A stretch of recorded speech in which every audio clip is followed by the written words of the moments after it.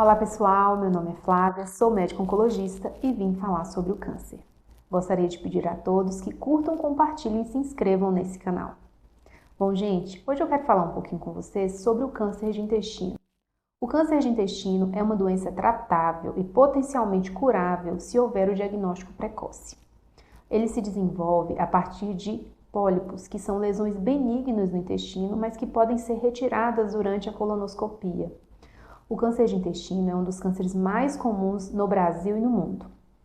Nós temos cerca de 45 mil novos casos de câncer de intestino no Brasil por ano. Um pouco maior o número de casos em mulheres do que nos homens, mas assim uma relação bem próxima. Em 2020, nós tivemos o registro de mais ou menos 20 mil óbitos relacionados à doença. É muita coisa se a gente parar para pensar que essa é uma doença prevenível, tratável e curável. E quais são os fatores de risco? Bom, idade acima de 50 anos, obesidade, sedentarismo, má alimentação, uma alimentação pobre na ingesta de frutas, verduras, legumes, oleaginosas, o consumo excessivo de carne vermelha, consumo de embutidos, tabagismo, etilismo, uma história familiar de câncer de intestino, Várias pessoas na família tiveram, ou um parente próximo de primeiro grau, então esse paciente tem um risco maior de desenvolver o câncer de intestino. Uma história pessoal de câncer, como assim? Já teve um câncer de mama, um câncer de ovário, um próprio câncer de intestino teve um tratamento curativo. Esse paciente tem uma chance maior de ter uma nova neoplasia, então tem que ser acompanhado de perto. História pessoal de doença inflamatória intestinal, por exemplo, a doença de Crohn, aumenta o risco do desenvolvimento do câncer de intestino, e a polipose intestinal familiar, são os principais fatores de risco para essa doença. E como prevenir? Bom, algumas coisas a gente não consegue mudar, por exemplo, história familiar. O paciente já nasce com aquela herança genética, a gente não consegue evitar isso. Mas diante desses casos, a gente faz um rastreamento precoce, acompanha esse paciente mais de perto, Mas o que a gente pode mudar de fato? Hábito de vida. Evitar a obesidade, evitar o sedentarismo, Praticar exercício físico, ter uma alimentação saudável, rica em fruta, verdura, oleaginosa, evitar o consumo de carne vermelha, sempre que possível substituir a carne vermelha pela carne branca, o frango, o peixe, e evitar o consumo de embutidos. Nós também devemos evitar o tabagismo e o etilismo e manter um acompanhamento frequente com seu médico, um clínico, ginecologista, algum médico que já te acompanhe. E quais são os principais sinais e sintomas dessa doença? Gente, infelizmente o câncer de intestino é uma doença silenciosa em seu estágio inicial, mas alguns sinais podem nos chamar a atenção. Por exemplo, estou ficando muito cansado, indisposto, anêmico, estou emagrecendo, eu não sei o que está acontecendo, não estou fazendo dieta, não estou fazendo exercício físico, mas minhas roupas estão ficando folgadas, todo mundo está percebendo. Então, são sinais para chamar atenção. Mudança do hábito intestinal. Como assim? Antes, meu intestino funcionava direitinho. Eu ia no banheiro todos os dias, tinha até a hora certa. Agora é uma vez por semana, 2 vezes no máximo. Às vezes tem que tomar um remédio, porque senão não funciona. Ou então não, antes meu intestino era preso e agora estou tendo diarreia, Tem dias que eu não gosto nem de sair de casa porque o meu intestino está muito solto. Então tudo isso chama atenção. Mudou a história natural, Mudou o seu comportamento. Outra coisa, gases, uma cólica intestinal, às vezes uma massa palpável, Pega no intestino, no abdômen, sente ali um caroço, é uma coisa que chama atenção. E a mudança do formato das fezes, Agora as fezes estão saindo fininhas, às vezes tem que colocar força para conseguir evacuar, ou então está saindo sangue, Tem sangue misturado nas fezes, então tudo isso chama atenção. São sinais de alerta, mas não quer dizer que é câncer de intestino. Nem todo mundo que tem esses sinais e sintomas vão ter o diagnóstico de câncer de intestino, quer dizer que a gente tem que investigar e ficar atento. E também tem pessoas que têm a doença e não sentem nada. Então, tudo tem que ser individualizado. Bom, e com relação ao diagnóstico precoce, A gente faz o diagnóstico precoce realizando o rastreamento.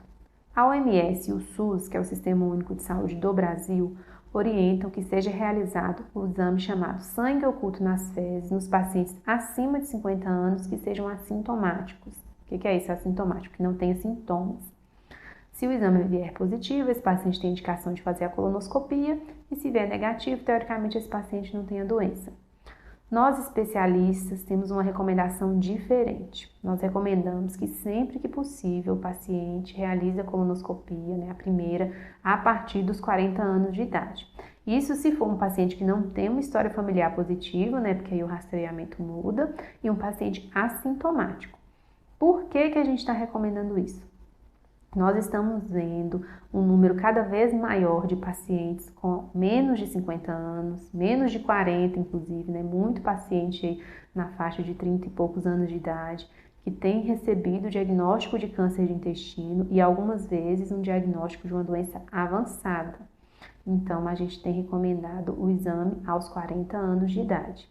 Outra coisa, quando o sangue oculto nas fezes dá negativo, não quer dizer que o paciente não tenha doença. Porque às vezes a lesão não sangra, às vezes o exame foi coletado num dia que não estava sangrando, o pedaço do material que foi coletado ali não tinha presença de sangue. Então, é um exame duvidoso. Então, nossa orientação é a colonoscopia. E com relação ao tratamento? Bom, quando a gente está diante de um paciente que tem uma biópsia, né, nos provando que ele tem um câncer de intestino, a primeira coisa que a gente faz é a investigação se trata de uma doença localizada ou se é uma doença avançada.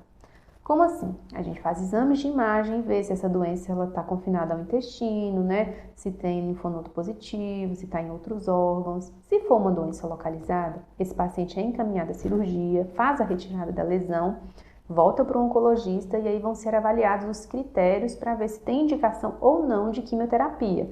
Nem todo paciente que tem câncer de intestino faz quimioterapia. Se for uma doença muito inicial, a cirurgia já é o suficiente, né? Já é o tratamento curativo. Se esse paciente não tiver indicação de químio, ele vai fazer o segmento, né? Regular com seu oncologista, de 3 em 3 meses inicialmente, depois de 6 em 6 e vai se passando.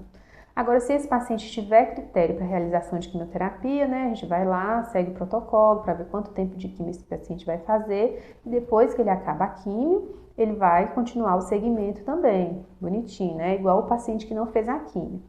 Quando a gente está diante de um paciente com doença avançada, a gente tem 2 cenários. A gente pode tentar fazer o tratamento sistêmico, né, a quimioterapia, para ver se esse paciente reduz lesão e pode ser submetido à cirurgia, né, ou à metastasectomia, que nem sempre é possível, ou esse paciente vai fazer o tratamento sistêmico, né, continuamente até a doença progredir ou até que ele não tenha condição clínica. Então, depois que ele começa o tratamento, de tempo em tempo a gente avalia se a doença diminuiu, se estabilizou, se aumentou, para então a gente ter uma definição de como que a gente vai dar seguimento a esse tratamento.